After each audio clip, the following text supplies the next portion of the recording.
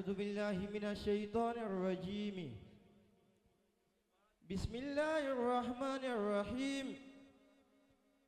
الذين يذكرون الله قياما وقعودا وعلى جنوبهم ويتفكرون في خلق السماوات والأرض ربنا ما خلقت هذا باطلا سبحانك فقنا عذاب النار إن الله وملائكته يصلون على النبي يا أيها الذين آمنوا صلوا عليه وسلموا تسليما. اللهم صل على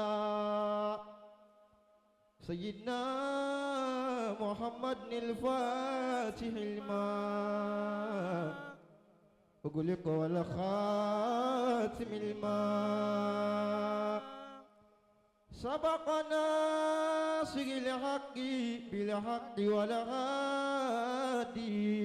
إلى صراطك المستقيم وعلى آله